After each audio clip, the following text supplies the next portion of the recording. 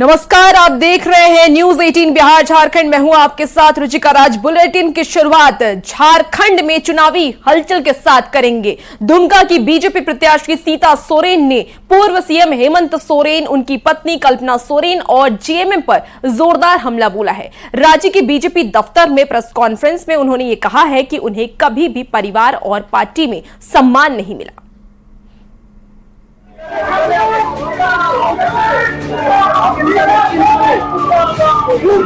भगवा रंग में रंगी सीता सोरेन जैसे ही बिरसा मुंडा एयरपोर्ट से बाहर आई, बीजेपी कार्यकर्ता जोर शोर से नारे लगाने लगे।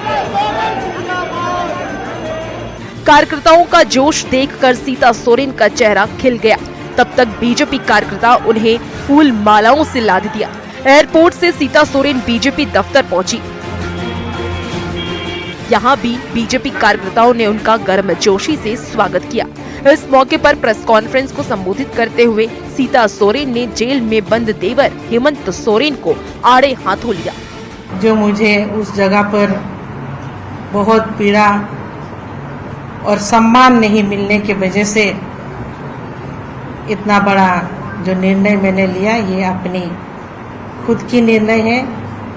ये किसी तरह से ये नहीं समझा जाए कि ये राजनीतिक कोई षड्यंत्र है। सीता सोरेन ने आरोप लगाया है कि सोरेन परिवार और जेएमएम में उन्हें कभी भी सम्मान नहीं मिला। वो दुमका के जामा मोड़ में स्वर्गीय पति दुर्गा सोरेन की प्रतिमा लगवाना चाहती थी। पति की मौत की जांच कराना चाहती थी, पर उनकी बातों को उनके देवर हेमंत सोरेन ने हमेशा नजरअंदाज किया है। गिरिडीह में कल्पना सोरेन ने पॉलिटिकल एंट्री ली, वहां भी दुर्गा सोरेन का अपमान किया गया। आदमगढ़ प्रतिमा जब मैं जामा मोड़ में कई साल से लगाना चाह रही थी, उसमें मैंने हेमंत जी को भी कहा था, लेकिन उन्होंने मेरी बात नहीं सुनी और मैंने कई बार उनके सामने अपने बातों को रखी कि उनकी मौत कैसे हुई, उसकी जांच होनी चाहिए, पर इसको भी उन लोगों ने ध्यान नहीं दिया। कल्पना सोरेन जी अपनी राजनीतिक कदम को झारखंड के धरती में रखे, गिरिडीह लोकसभा क्षेत्र गई। उस दिन भी स्वर्गीय दुर्गा सोरेन जी का अपमान हुआ है। जेएमएम से बीजेपी खेमे में शामिल होने के बाद सीता सोरेन पहली बार रांची आई है, तो एयरपोर्ट से बीजेपी दफ्तर तक कार्यकर्ताओं ने उनकी गर्मजोशी के साथ अगवानी की। संजय सिन्हा, न्यूज 18 रांची। हजारीबाग संसदीय क्षेत्र में चुनावी सरगर्मी तेज हो गई है। हजारीबाग के कांग्रेस उम्मीदवार जयप्रकाश भाई पटेल ने चुनाव प्रचार अभियान तेज कर दिया है। उन्होंने कई गांवों में जनसंपर्क अभियान चलाया, साथ ही हजारीबाग के विकास के नाम पर जनता से वोट भी मांगा। हम अपने एजेंडे के हिसाब से वोट मांगेंगे, वो अपने हिसाब से अपने एजेंडे में वोट मांगेंगे।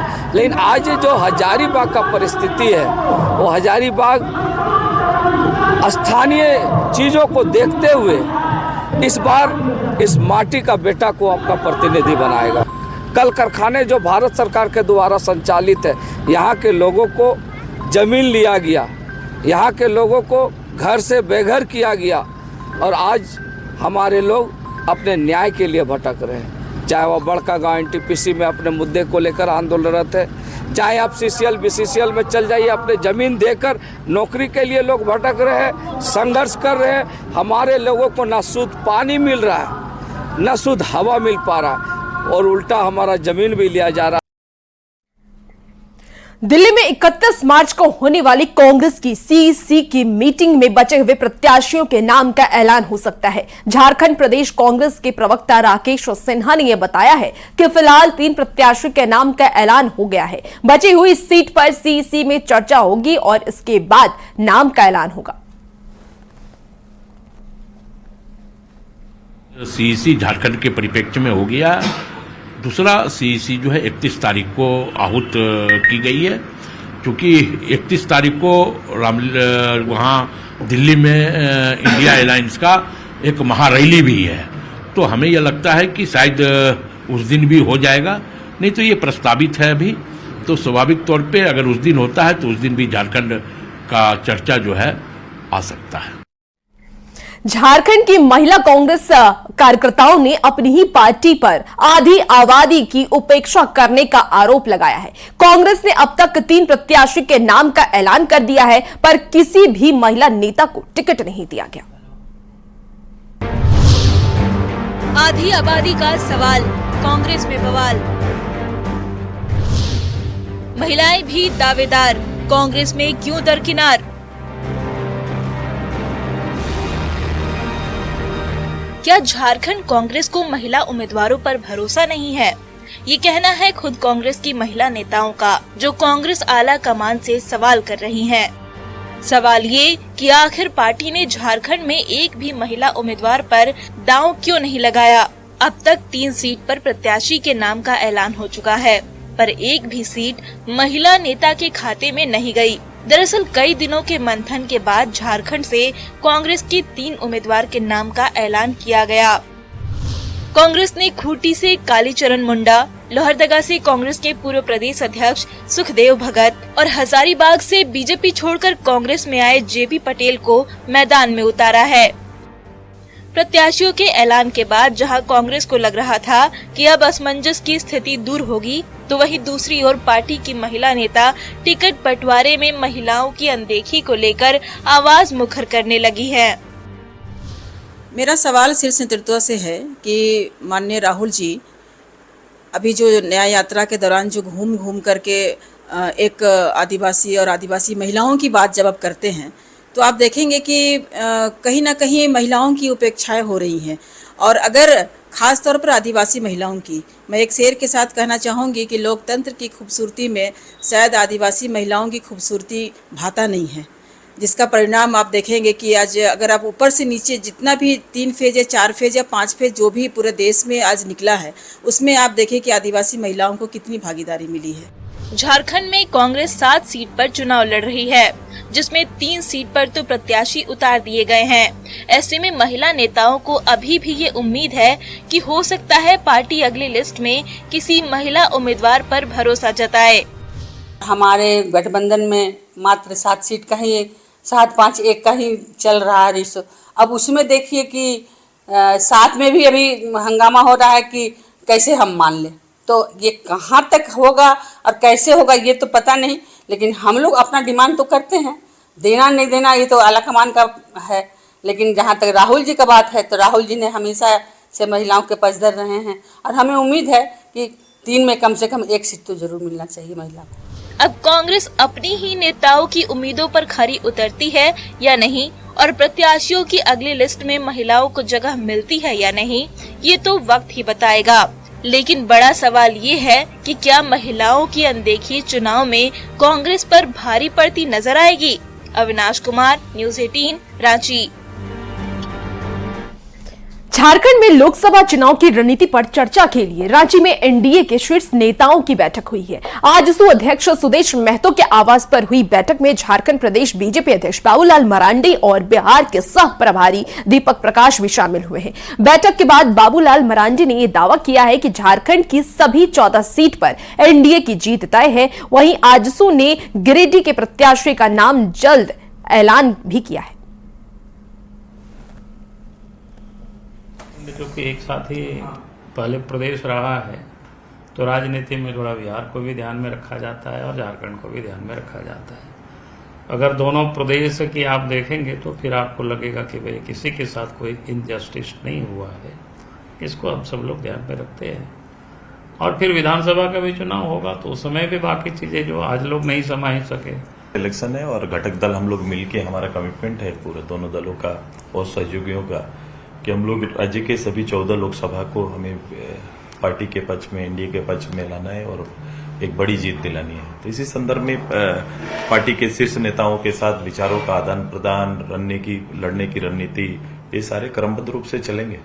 और आज दोनों आजसू, भाजपा, एलजेपी सबका लक्ष्य है कि झारखंड में भी 14 का 14 सीट हम जीतेंगे और हम सब लोग मिलकर के काम किए और दोनों का लक्ष्य है, आजसू और बीजेपी का एक ही लक्ष्य है, राज्य का विकास।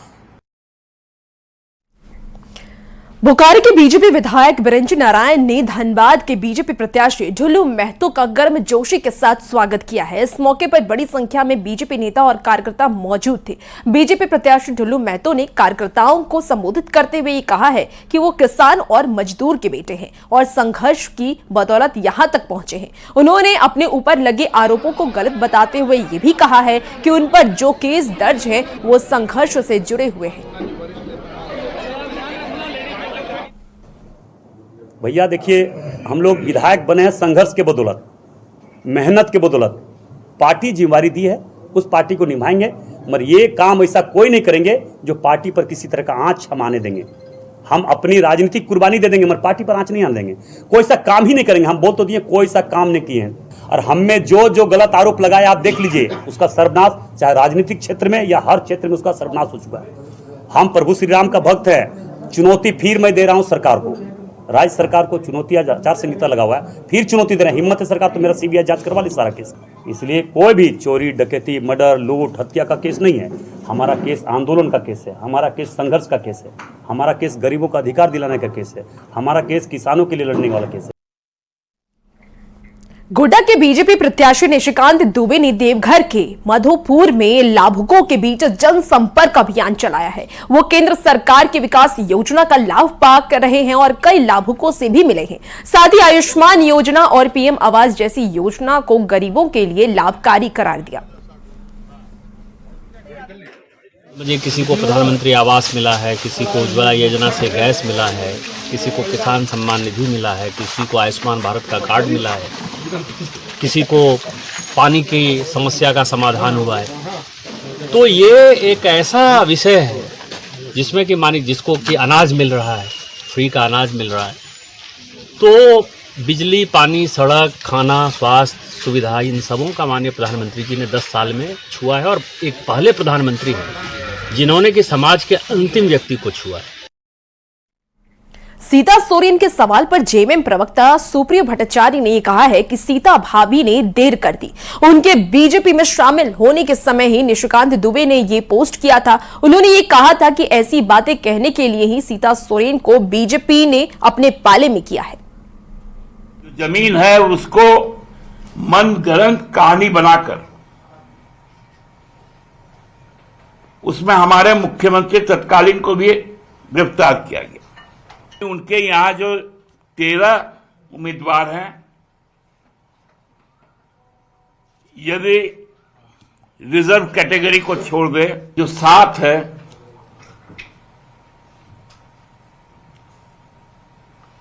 वो सभी बाहर से आए हुए। लेकिन हम लोगों ने लोहरदगा पे कहा था कि वहां की ग्राउंड रियलिटी जो थी, जो रिपोर्ट्स आ रहे थे दोनों पार्टियों के बीच, उसमें लोहरदगा में हमारा स्टेक थोड़ा ज्यादा था। जब लोहरदगा में कांग्रेस ने उम्मीदवार तय किए, थोड़ा सा भाभी लेट कर दी। ये जब ज्वाइन कर रही थी उस समय निशिकांत दुबे जी ने इसको ट्वीट किया था, तो इसको बोलने में भाभी थोड़ा लेट हो, तो घर फोड़ने की साजिश की। दुमका के चर्चित पेट्रोल हत्याकांड के दोषी शारक हुसैन और नईम अंसारी को स्पेशल कोर्ट ने आजीवन कारावास की सजा सुनाई है। दोनों दोषी को वीडियो कॉन्फ्रेंसिंग के जरिए अदालत में पेश किया गया। कोर्ट ने दोनों को 19 मार्च को ही दोषी करार दिया था। आज सजा का ऐलान किया गया। ये मामला 23 अगस्त 2022 का है, जब एक तरफा प्यार में आरोपी शाहरुख हुसैन ने 17 साल की किशोरी पर पेट्रोल छिड़ककर आग लगा दी थी। पीड़ित का कई दिन तक इलाज चला, पर 27 अगस्त को रांची के रिम्स में उसने दम तोड़ दिया। फैसला दुमका के चर्चित पेट्रोल कांड इसके मुख्य आरोपी शाहरुख हुसैन, सहयोगी नईम अंसारी उर्फ छोटू को सजा सुनाया गया। घटना है कि 23 अगस्त 2022 की दुमका में आज चर्चित पेट्रोल हत्याकांड का आज फैसला आ गया है। दुमका के चर्चित पेट्रोल हत्याकांड में दोनों आरोपी शाहरुख और नईम को उम्र कैद की सजा सुनाई है। साथ ही 25-25 हज़ार रुपये का जुर्माना लगाया गया है। आपको बता दें कि दुमका में वर्ष 2022 में नगर थाना क्षेत्र के जरवाडी में सो रही नाबालिग लड़की पर दोनों आरोपी पेट्रोल डालकर आग के हवाले कर देते हैं, जहां रांची रिम्स में इलाज के दौरान पीड़िता की मौत हो जाती है। इसके बाद पूरे देश भर में बवाल होता है। वहीं आज इस मामले पर गोड्डा के बीजेपी सांसद निशिकांत दुबे ने दुमका कोर्ट के फैसले का स्वागत किया है। सोशल मीडिया प्लेटफॉर्म एक्स पर उन्होंने लिखा है कि दुमका में जब पेट्रोल कांड हुआ था तो वो कई बीजेपी नेताओं के साथ पीड़ित परिवार से मिले थे, 28 लाख रुपए की मदद भी दी थी। इस दौरान उन पर केस भी किया गया था। आज दुमका की अदालत ने दोनों हत्यारों को सजा सुनाई है तो उनके मन को सुकून मिला।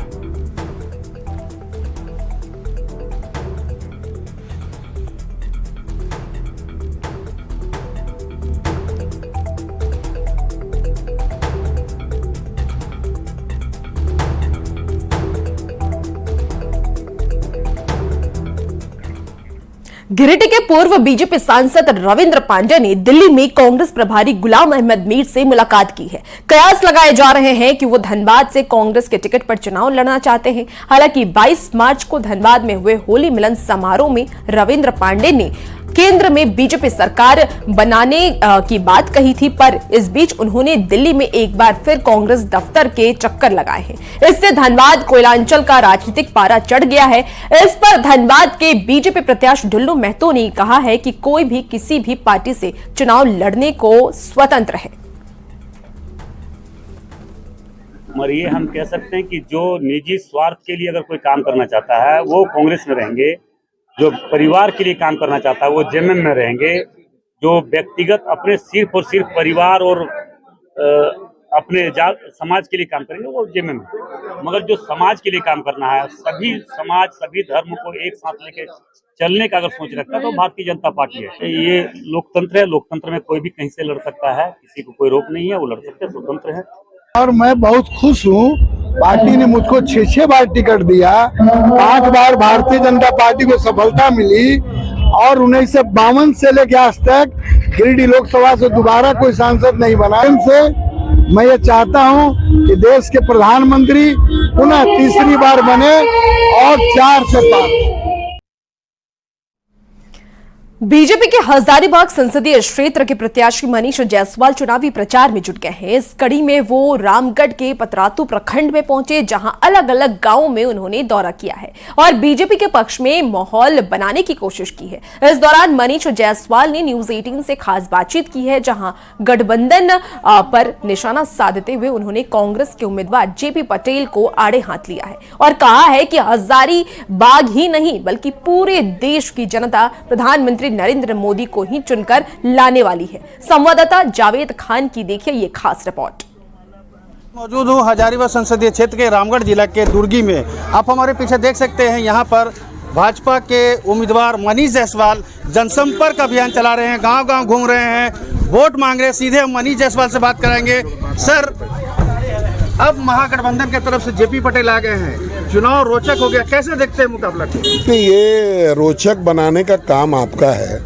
वैसे हजारीबाग ही नहीं पूरे देश में जो जनता है वो पुनः मोदी जी को चुन करके लाने वाली है, वो विकास की तरफ देख रही है और जो पूरे देश का माहौल, आप अपना कैमरा को थोड़ा जो मतदाता हैं उनके तरफ अगर आप रूबरू करेंगे, उनसे अगर आप पूछेंगे तो आपको यही पता चलेगा कि इस बार लोग जो है मोदी जी के तरफ उनका झुकान है, भारतीय जनता पार्टी के तरफ झुकान है और हजारीबाग लोकसभा सहित पूरे देश में भारतीय जनता पार्टी बड़े मार्जिन से जीतने वाली है। तो इस बार जेपी पटेल को कठिन आप नहीं मान रहे?